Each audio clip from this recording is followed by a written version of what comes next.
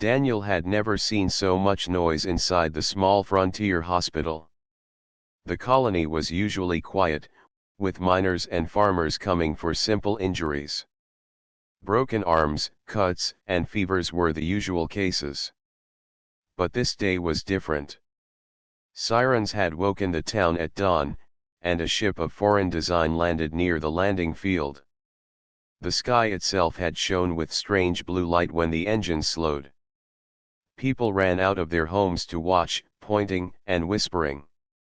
Daniel was already inside the hospital when the soldiers brought in the visitors. The visitors were tall and carried themselves with grace. Their skin had a faint shimmer, almost like polished stone, and their clothes were woven in patterns he had never seen before.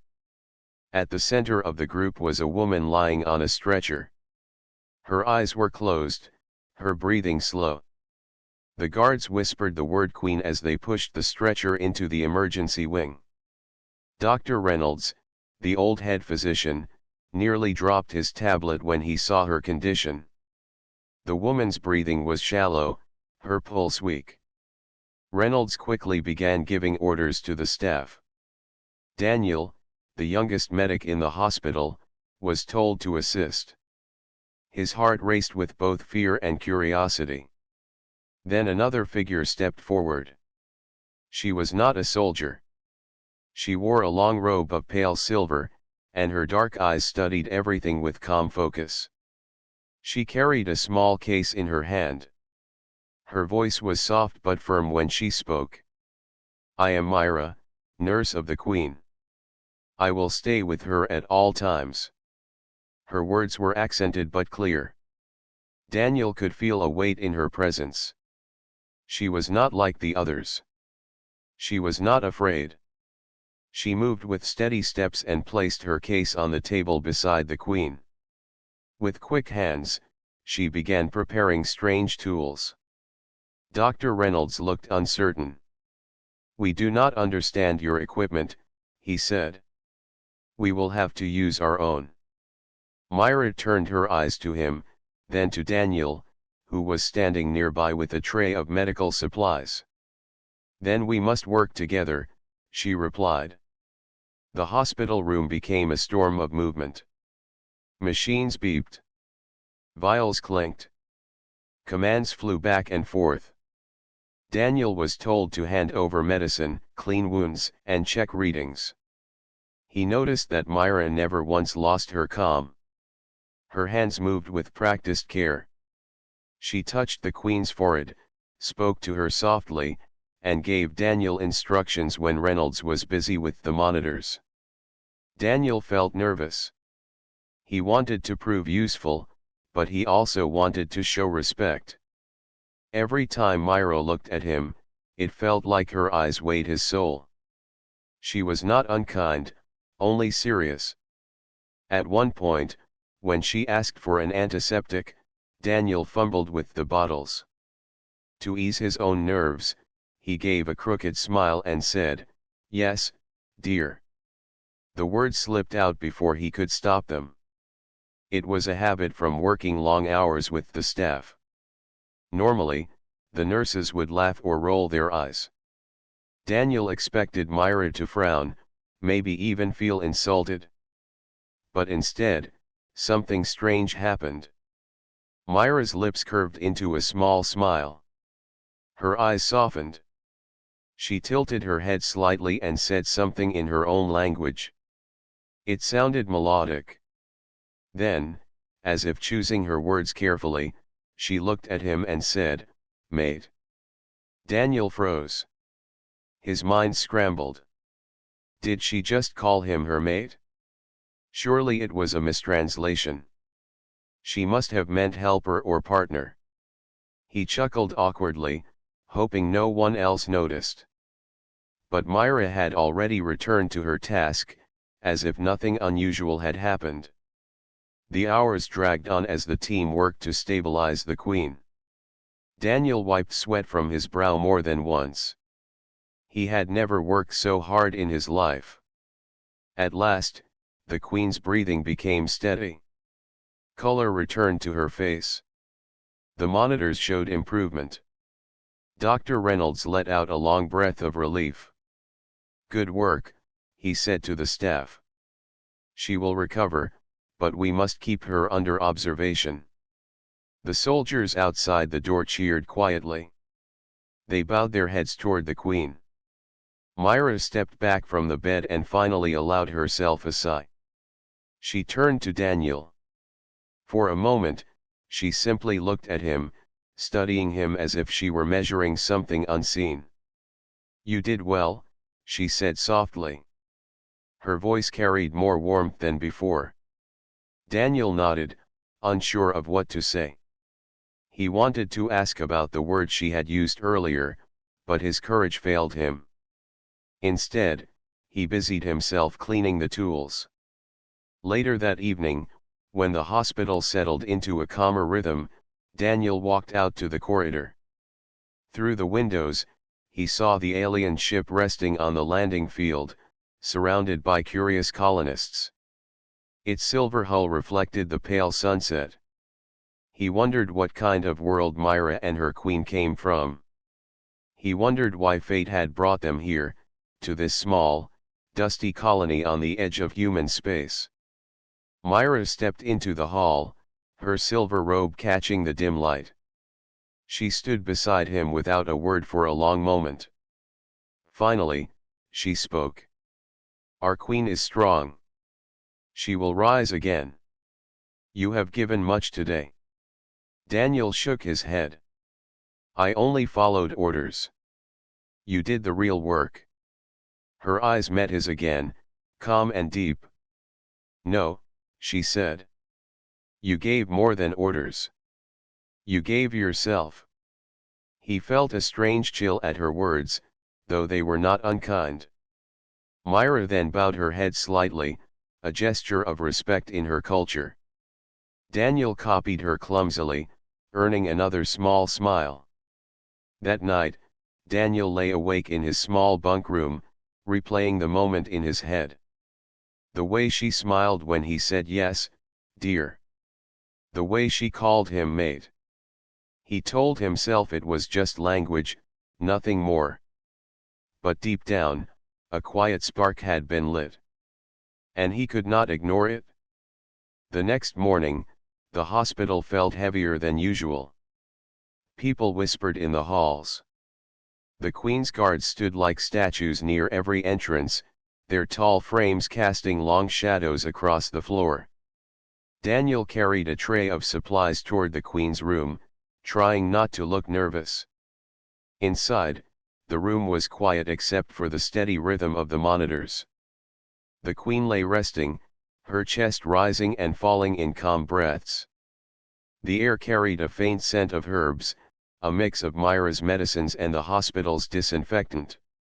Myra herself was standing at the Queen's side, carefully adjusting a band of silver around the Queen's arm. Daniel stepped inside and cleared his throat. "Morning," he said. Myra turned her head toward him. Her dark eyes studied him for a long moment before she gave a small nod. "You are here," she said. Daniel placed the tray on the table and tried to act casual. "Dr. Reynolds wants us to run another check on her vitals. Make sure everything is still stable." Myra looked at the monitors, then at Daniel. "Her strength is returning. But the Queen must not wake too soon. Her body needs rest." Daniel moved closer to the bed, pulling a small scanner from the tray. He worked in silence for a few minutes, checking her pulse, oxygen levels, and heart rhythm. Myra watched him closely. She didn't interrupt, but her presence was heavy, like a teacher watching a student. Daniel tried not to fumble. When he finished, he looked at her and said, "Everything looks good. You've been doing a great job." To his surprise, her lips curved into another faint smile. "You see more than numbers," she said. "That is rare." Daniel scratched the back of his neck, unsure how to respond. "I just try to treat the patient like a person, not a machine." That's what medicine is about, right? Myra tilted her head slightly, as though weighing his words. Many healers in my world do not speak that way. They serve the crown, not the heart. You are different. Her words made Daniel feel a strange warmth. He tried to brush it off and reached for the medicine case.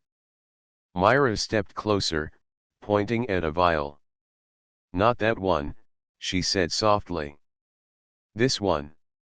Daniel handed it to her, giving a crooked smile. To ease his nerves, he slipped into his old habit and said, "Yes, dear." The words hung in the air. For a heartbeat, Daniel regretted them. He thought she would frown at the casual tone. But Myra did not frown. She stopped what she was doing, turned her eyes to him, and gave the same small, calm smile as yesterday. Then she spoke a word in her own language, a soft sound that carried weight. After a pause, she looked at him and said in clear human tongue, "Mate." Daniel nearly dropped the tray. His mind raced. Surely it was a mistake. She couldn't mean what humans meant by that word. He gave a nervous laugh. You mean, helper? Partner? Myra looked puzzled.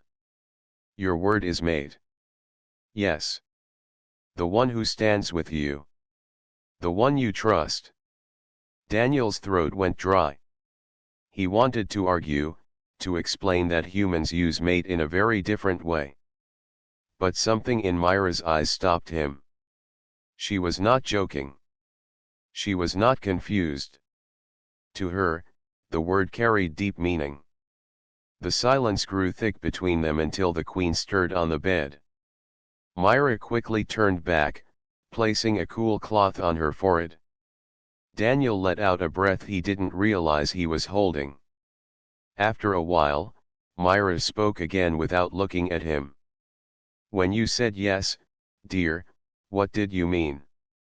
Daniel rubbed the back of his neck. It's a joke.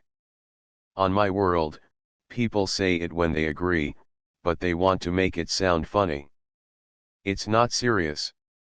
Myra's hands moved gently as she adjusted the Queen's blanket. Yet you said it to me. And your eyes were kind. I do not think it was empty. Daniel had no answer. He wanted to tell her she misunderstood, but he also remembered the way she smiled when she heard it. He didn't want to take that away from her. So he stayed quiet. Later in the day, Dr. Reynolds entered the room. He gave Daniel a list of tasks and spoke briefly with Myra about the Queen's condition. Daniel noticed that even Reynolds, who was never easily impressed, seemed respectful when Myra spoke. She carried authority without raising her voice. When Reynolds left, Myra looked at Daniel again. Your people and mine are strangers, she said. But in healing, we walk the same path. We both give life. Daniel nodded. I guess that makes us colleagues. Myra considered the word, then gave a slight shake of her head. Not colleagues. More. Her tone sent a shiver down his spine. He wanted to change the subject, so he asked about her world. Myra told him of tall crystal towers where healers studied, and of gardens where patients recovered among flowing rivers. She spoke of her queen, who was not only a ruler but a protector of her people.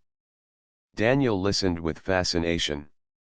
When his shift ended, Daniel walked back through the corridors, his mind spinning. The word mate echoed in his head. He thought of Myra's calm smile, the way she carried herself with strength and grace. He had only known her for 2 days, yet it felt as if she saw him more clearly than most people ever did. That night, he sat alone in the canteen. Other staff members teased him, asking what it was like working beside an alien nurse. Daniel shrugged, not telling them what had happened. He kept Myra's words to himself, unsure whether to laugh or worry. But when he finally lay in bed, staring at the ceiling, one thought refused to leave him. Myra had called him mate, and she had meant it. The Queen's room had grown quieter since her breathing became steady, but the silence carried its own kind of weight. Daniel found himself spending more hours inside than anywhere else. Dr. Reynolds trusted him to keep the monitors running, and Myra seemed to trust him in her own quiet way. Each day, Myra taught him a little more about her medicine. She opened her silver case and showed him small tools shaped like crystal needles, glowing softly with inner light. She explained their use with patient words, pointing and guiding his hands. Daniel, though nervous, paid attention. He realized that she expected him not only to watch but also to learn. One morning, when Reynolds had stepped out, Myra handed Daniel a vial filled with faint blue liquid. "This is from our world," she said. "It eases pain without clouding the mind. Would you give it to her?" Daniel hesitated. "Me? But what if I make a mistake?" Myra shook her head. "You will not. I have seen your hands. They are steady. You care for the life in front of you, and that is enough." Her confidence gave him courage. He carefully prepared the dose, checked the lines, and placed it into the Queen's system. The monitors showed a calm rhythm. Myra's eyes softened. "Well done," she whispered. Daniel let out a breath of relief. "Feels strange, using tools from another world." Myra touched the silver case with her fingertips. "Strange, but not wrong. Healing belongs to no single world. It belongs to all." The days passed with slow rhythm. Daniel worked beside Myra, sharing long hours by the Queen's bed. In the quiet moments, they began to talk. At first, the talks were short. He asked about her tools, and she explained. Then he asked about her world, and Myra's calm voice painted pictures of great palaces made of stone and glass, of forests where rivers sang, and of markets filled with color. Daniel listened, fascinated. He had grown up on the dusty colony, where most buildings were plain metal boxes and the only color came from the sunsets. Hearing about Myra's home made him feel like a child again, dreaming of faraway wonders. One evening, while Myra was preparing a mixture of herbs, Daniel asked, "Do you ever get tired? You've been standing by her side all day." Myra glanced at him, her hands still moving with steady grace. "I do not tire when I serve my queen. My strength is hers. My duty is hers." Daniel gave a crooked smile. "Sounds like loyalty we don't see much on Earth anymore." Myra looked at him curiously. "Do your people not serve with loyalty?" Daniel shrugged. "Some do. But most work for themselves. We think about pay, comfort, our own lives. Not many would give everything for another person." Myra paused, then said softly, "Perhaps that is why your joke was strange to me. You said yes, dear, as if it were small. But to me, words given in care are not small. They bind." Daniel felt his ears grow warm. He didn't know how to explain that humans often joke to make heavy moments lighter. To Myra, words were not a game. He decided not to argue. Instead, he asked, "What about you? Have you ever cared for anyone besides your queen?" For the first time, Myra's calm expression shifted. A shadow of memory passed over her eyes. She looked down at her hands. "Once. Long ago. But he was taken by war. Since then, I have given myself only to my queen." Daniel felt a quiet ache in his chest. He wanted to comfort her but did not know how. He simply said, "I'm sorry." Myra gave a faint nod. "Do not be sorry. What is lost cannot return. But sometimes, new paths open." Her words lingered in Daniel's mind as they worked together through the evening. Later, when the queen stirred and opened her eyes briefly, Daniel was the first to notice. He quickly called Myra. Myra leaned close to her queen, speaking in her own language with a gentle tone. The queen whispered something weakly, and Myra replied with calm reassurance. Daniel could not understand the words, but he understood the bond. Afterward, Myra turned to him. She asked if she is safe. I told her yes. She asked who helped heal her. I told her your name. Daniel blinked in surprise. My name? Why? Because it is true, Myra said. Without you, her strength would not have returned so quickly. Daniel felt embarrassed but also proud. He had never imagined a queen from another world would know his name. That night, when the hospital lights dimmed, Daniel sat in the corridor with a cup of cold tea. Myra joined him, her silver robe rustling softly as she sat beside him. For a long time, they said nothing. The quiet was not heavy, only gentle. Finally, Daniel spoke. Do you ever laugh? I mean, really laugh. On my world, people laugh even in hard times.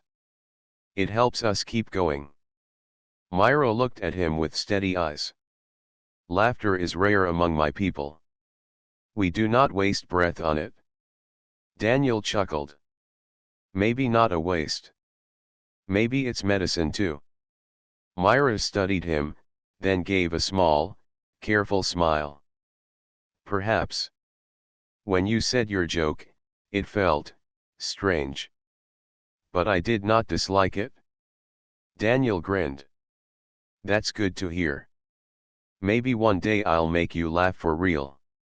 Myra's eyes softened again. Perhaps one day. When Daniel returned to his bunk, he could not stop thinking about the way she said it. For the first time since he joined the colony, he felt that life was bigger than he had believed. Not just mining, not just survival, but bonds across worlds. As the queen slowly healed, Daniel realized something was also healing inside himself. He had always felt small on the edge of human space, like his life did not matter much.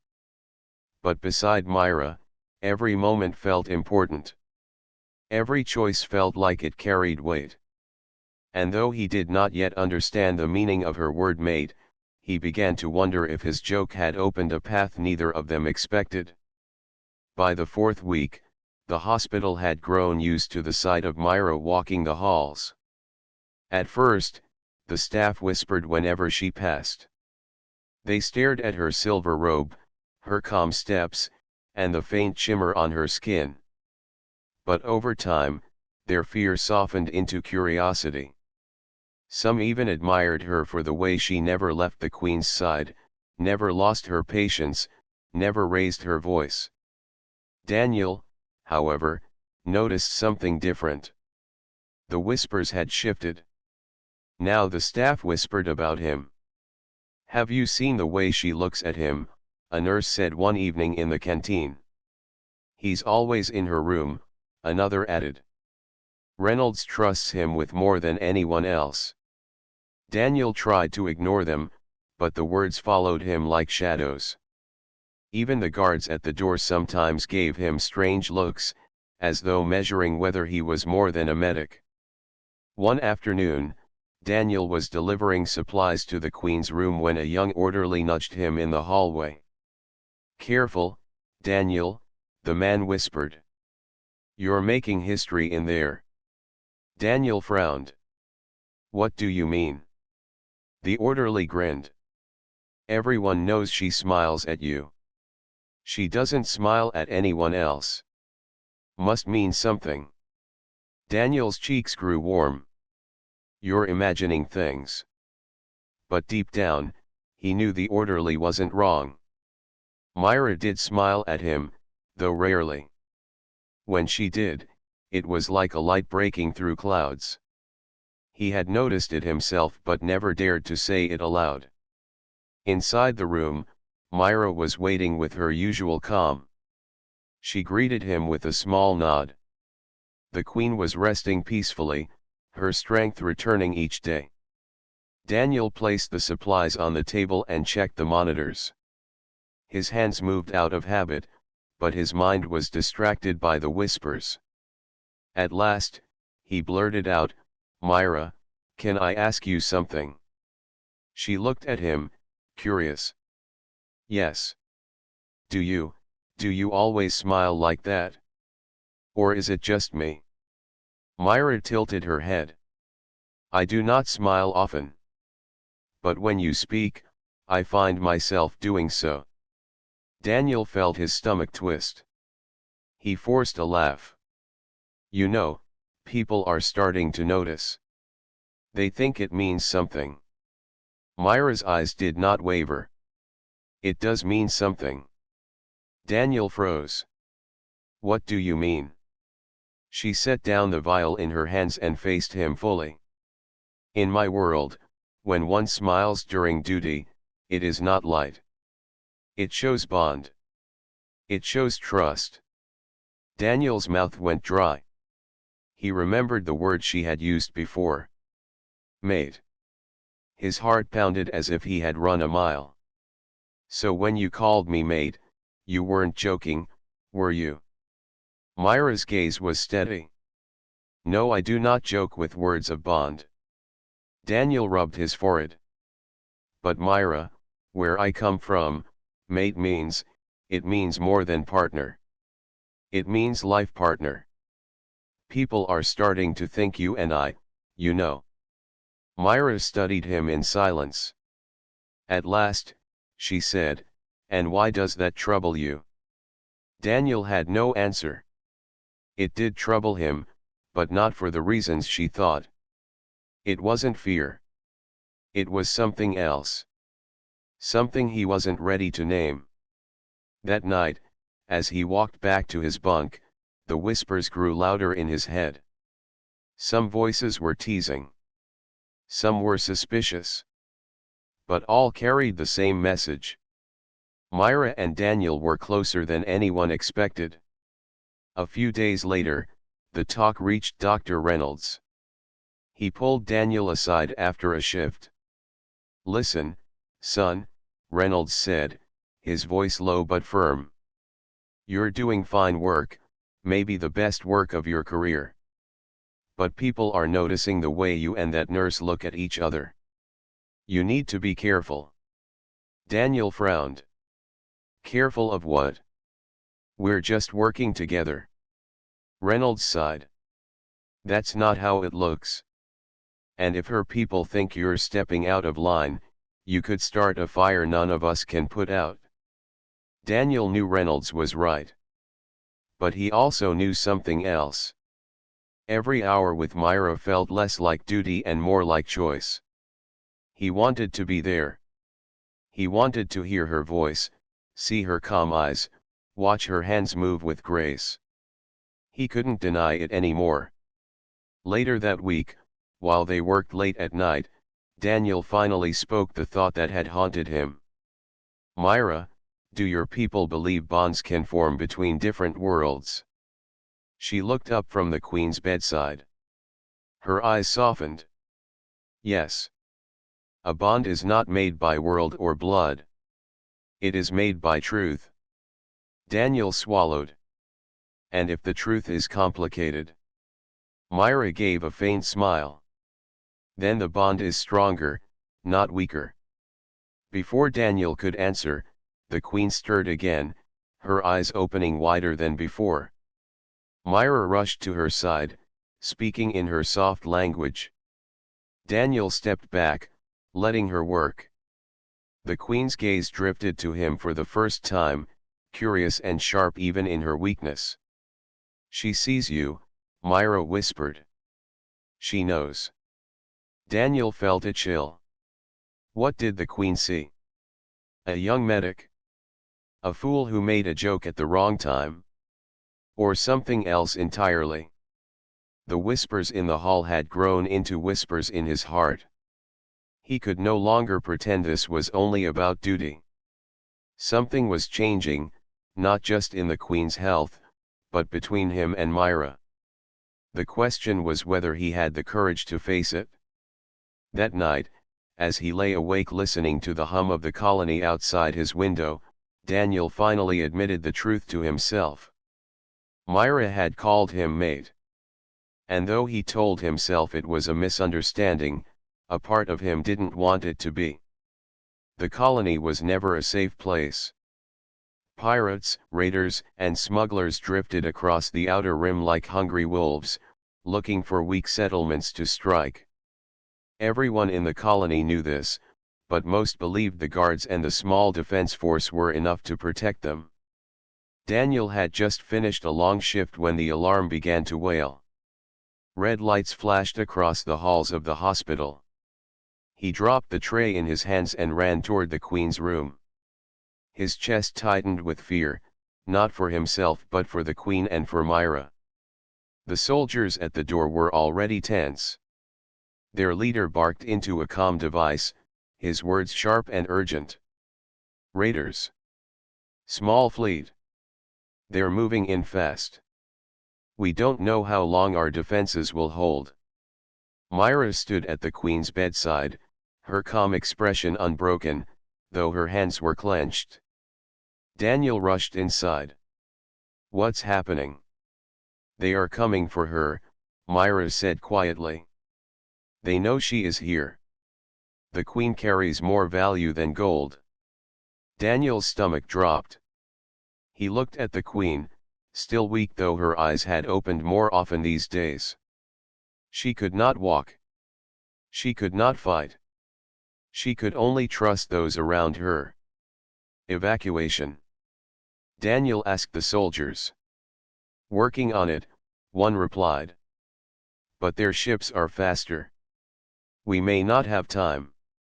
Myra looked at Daniel. Her eyes were steady, but he could see the weight behind them. If the Queen falls into their hands, my world will suffer. I will not let that happen. The hospital shook as distant explosions rattled the colony walls. Daniel grabbed the edge of the bed to steady himself. Fear coursed through him, but something stronger rose within resolve. He turned to Myra. Then we hold. Whatever happens, we hold. For the first time, Myra's calm mask cracked.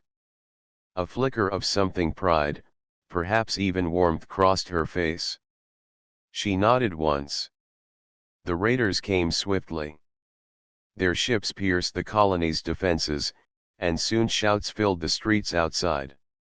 The hospital doors were reinforced, but Daniel knew they would not last forever. Soldiers moved the Queen into a more secure room deeper in the building. Myra stayed at her side, whispering words of comfort. Daniel followed, his heart pounding. The first clash came when raiders tried to break through the main entrance. Gunfire echoed down the halls.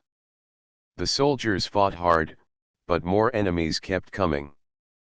Daniel was not a fighter, yet he found himself holding a metal bar as if it were a weapon. He knew it was foolish, but he would not leave. At one point, a raider broke through a side door and charged into the hall near the Queen's room. Daniel reacted before thinking. He swung the bar with all his strength, striking the raider's arm. The weapon clattered to the floor. The soldier beside him finished the job. Daniel's hands shook afterward, but Myra's voice steadied him. You did not run, she said. You stood. Her words filled him with strength he did not know he had. Hours felt like days as the battle raged. The hospital became a fortress, its white walls smeared with smoke and dust. Daniel helped the wounded when he could, rushing between rooms with bandages and supplies. Myra stayed with the queen, but her eyes followed Daniel whenever he passed, as if marking his every step. Finally, the raiders pushed hard against the last barrier near the queen's chamber. Daniel stood at the doorway with two soldiers, clutching the bar in sweaty hands. His heart hammered in his chest, but he refused to back away. The doors shook. Explosions echoed. Then silence. Moments later, a voice shouted from outside. "Give us the queen, and we will spare the rest." The soldiers looked at each other. One muttered, "We can't hold much longer." Daniel looked at Myra. She stood behind him, her hand resting gently on the queen's bed. Her eyes met his, calm yet fierce. "No," Daniel said firmly. "We don't hand her over. Not now, not ever." The soldiers stared at him in surprise. He was only a medic, yet his voice carried more certainty than their own. Myra's expression softened. She whispered a word in her language, then said aloud, "Mate." The raiders tried again, but reinforcements finally arrived. Colony defenders and the queen's remaining guards drove the enemy back. The sound of battle faded into the distance as the raiders retreated to their ships. When the danger had passed, Daniel collapsed against the wall, exhausted. His arms trembled, his lungs burned, but relief washed over him. He looked at Myra, who had never once left the queen's side. She walked to him and placed a hand on his shoulder. "You proved yourself," she said quietly. "In my world, loyalty is tested in fire. You did not fail." Daniel met her gaze. "I didn't do it for loyalty. I did it because I couldn't let you face it alone." For a long moment, Myra said nothing. Then she gave a smile, rare and gentle. "That is the truest loyalty of all." The queen stirred then, her eyes half open. She looked at Daniel and spoke faintly in her own language. Myra leaned close, listening. Then she turned to him. "She asks who stood guard over her when the walls shook." Daniel hesitated. Tell her it was all of us. Together." Myra studied him, then nodded slowly. "I will tell her that. But I will also tell her the truth." As the night passed and the colony settled into uneasy silence, Daniel sat beside Myra, too tired to speak. She did not move away. They shared the quiet, broken only by the queen's steady breathing. Daniel knew the whispers in the halls would only grow louder after this night. But for the first time, he did not care. He had stood with Myra when it mattered, and that bond could not be denied. The colony was quiet again, but the memory of the raid still clung to everyone like smoke. Buildings showed scars where fire had touched their walls. Streets carried the marks of hurried defense. Yet inside the hospital, the queen was safe, and her strength grew each day. Daniel walked the halls with heavy steps, his body sore from long nights and short sleep. But it was not only his body that felt heavy. His thoughts circled endlessly, always returning to Myra. She had called him mate during the battle, not once but many times. The word carried weight, and each time she spoke it, Daniel felt a cord tightening between them. He knew he could not avoid it anymore. He had to understand what it meant. That evening, after Reynolds left and the soldiers outside settled into watch, Daniel stepped into the queen's chamber. Myra was there, as always. The queen rested peacefully, her eyes closed, her breath steady. The glow of the monitors cast soft light across Myra's calm face. Daniel cleared his throat. "Myra, can we talk?" Myra turned her gaze to him. "Yes." He sat down, trying to find the right words. When I first said yes, dear, it was just a joke. Something humans say when we want to sound light, even in serious moments. I didn't mean it as a promise. Myra studied him silently. He went on, his voice low. But you took it differently.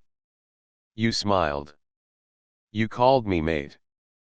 And ever since then, I've wondered what you truly meant.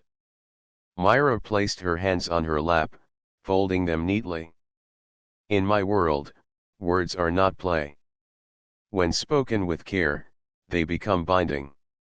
You said it while you gave your strength to help me. You spoke with kindness, not cruelty. That is why I smiled. That is why I called you mate.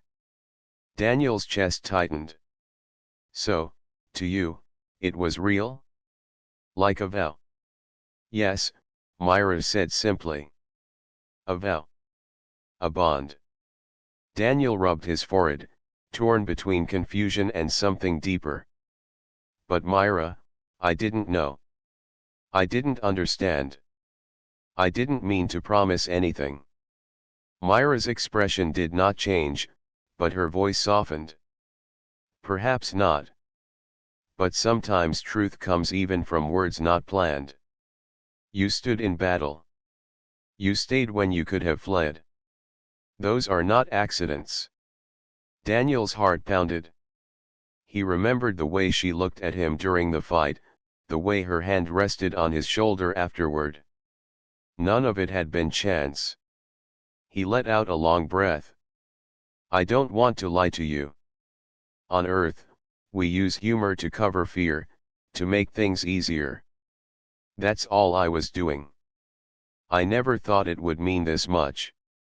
Myra tilted her head. And yet, when the test came, your actions matched the bond. You fought as if you had already chosen. Daniel fell silent. He couldn't deny it. He had risked himself not only for the Queen but also for Myra.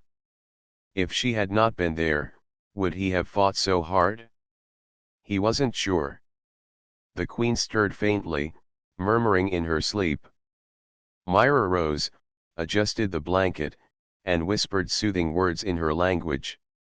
Daniel watched her, the gentle care in every motion. When she returned to sit, she spoke again. In my world, we do not choose bonds lightly. We choose through action, not just words. You may call your joke small, but your actions were great. Together they make truth. Daniel leaned back, staring at the ceiling. It's just, it feels like too much.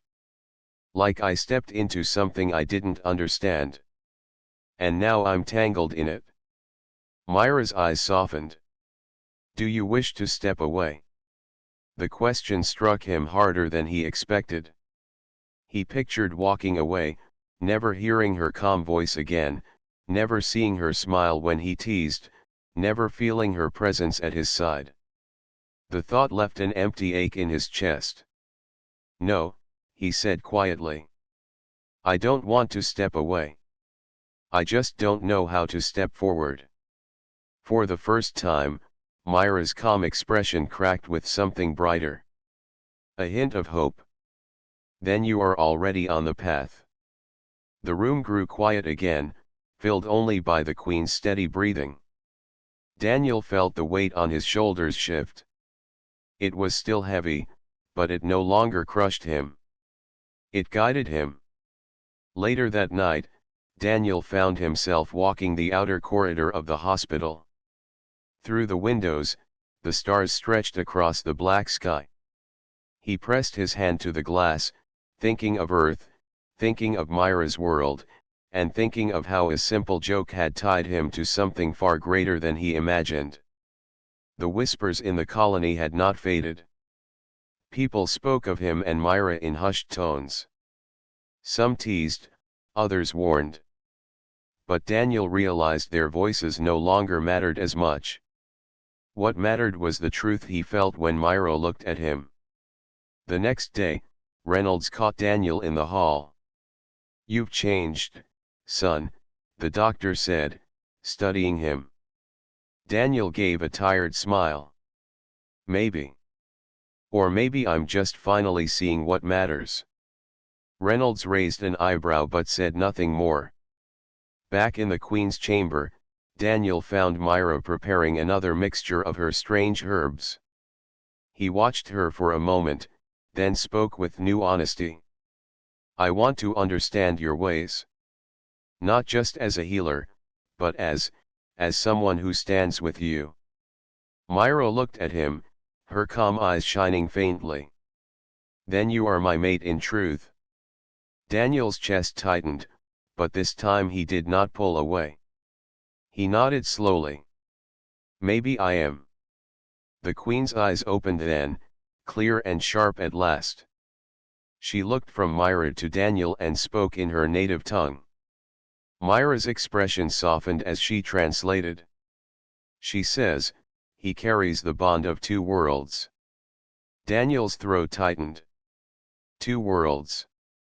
He had never thought of himself that way, yet now it felt true. That night, as he sat in the quiet, he realized that the meaning of his joke had changed. To Myra, it had never been a joke at all. And to him, it had become something he could no longer deny. The Queen had fully recovered. Her strength returned, her eyes sharp and commanding, and the colony celebrated quietly. Soldiers and colonists alike praised the medical team for their tireless work. Daniel, exhausted from long nights, had barely had time to process the recent events. But Myra's presence never left his mind. Now, with the Queen ready to leave, the reality of their choices settled over him like a heavy blanket. The Queen's fleet was prepared to take her home, a distant world of crystal towers, flowing rivers, and skies painted in colors Daniel had only heard about in Myra's stories. Daniel walked alongside Myra to the landing bay. The alien ship gleamed under the colony's pale sunlight, its silver hull reflecting the dust and grit of the frontier. Soldiers stood at attention, and the Queen's guards moved with precise, disciplined steps. Myra guided the Queen toward her waiting vessel. Daniel stayed close, unsure if he would be allowed aboard. The Queen turned to Daniel as she stepped onto the ship. Her gaze was sharp, yet it held something warmer than he expected. Myra translated quietly. "She says you have served her well. She asks if your choice is to stay or to come." Daniel swallowed hard. Stay on the colony? Life as a medic among miners and settlers? Or leave everything he knew for a world that belonged to another species, one he had only begun to understand? Myra's hand brushed his arm, subtle yet grounding. She gave him a small, steady smile. "Whatever you choose will be respected. But know this, your bond is true. You are made, not by joke, but by choice and action." The words hit him harder than he expected. Made. Action. Choice. He thought of the nights spent healing alongside her, of the moments when danger tested their courage, of the quiet evenings where conversation and laughter had brought them closer. Daniel looked at the Queen, who was already surveying her ship with calm authority. Then he looked at Myra. Her calm gaze, her careful hands, her rare smile, it all spoke to him louder than any words could. "I want to go," he said finally, his voice steady despite the flutter in his chest. Myra's eyes brightened, though she maintained her composed demeanor. "Then it is done," she said softly. The Queen nodded, acknowledging his choice with quiet approval. Soldiers stepped aside to allow Daniel to board. For the first time, he felt the weight of leaving behind everything familiar. The colony had been his home, but it no longer felt enough. As the ship lifted from the dusty ground, Daniel looked out the viewport. The colony shrank beneath him, buildings, streets, and the small hospital fading into the distance. He felt a pang of homesickness but also a spark of excitement. A new world awaited. A new life. Myra stood beside him, silent but reassuring. Daniel noticed the subtle warmth in her presence, the way her hand brushed against his as if confirming the bond they had shared. Words felt unnecessary. In their quiet connection, trust and choice were already understood. Days passed as the ship traveled across space. Daniel spent the hours learning more of Myra's world. She taught him the language, simple gestures of respect, and customs he had not known. The journey was not easy. Space travel in their era was demanding, and Myra expected discipline and attention. Yet in every lesson, every shared task, Daniel felt the bond between them strengthen. One evening, Daniel stood at the ship's observation deck, staring out at the stars stretching endlessly. Myra joined him, placing a hand lightly on his shoulder. "Do you regret your choice?" she asked. Daniel shook his head. "Not for a second.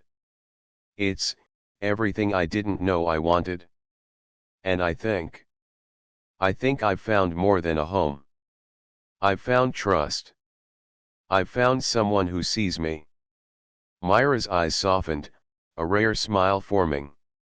"Then the bond is complete. We carry it not for ourselves, but for the worlds we serve together." When the ship finally reached her home world, Daniel's breath caught. Towers of crystal shimmered under twin suns. Rivers of silver blue water ran between forests with leaves that glowed faintly in the twilight. The air smelled sweet, fresh, and entirely unfamiliar. The Queen greeted them at the landing platform. She looked at Daniel, then at Myra, and spoke in her native tongue. Myra translated. She says, "Welcome to your new world. May your bond bring strength to all." Daniel stepped forward, feeling a mixture of awe and nervousness. The people of this world approached with curiosity but without hostility. Myra guided him through introductions, her calm voice steady and patient. Though the customs were strange, Daniel felt a sense of belonging he had never known on Earth. That evening, Daniel and Myra walked along a river whose water shimmered with faint light. The sky above them glowed with hues he could not name. The sounds of the alien wildlife filled the air, soft and rhythmic. Daniel stopped and turned to Myra. "I still can't believe I'm here," he said quietly. "I never imagined this, or you." Myra reached out and held his hand. "Neither did I. Yet here we are. A bond born of duty, courage, and a small joke that carried meaning beyond words." Daniel laughed softly, shaking his head. "I guess that joke changed everything." She smiled, her eyes calm and warm. "And yet it was not the joke alone. It was your choices, your heart, your courage." As they walked along the river, the stars above and the light of the twin suns reflecting in the water, Daniel felt a peace he had never known. The bond between them was real, forged in danger, strengthened by trust, and solidified by choice. In that moment, he realized that humanity was more than resilience or invention.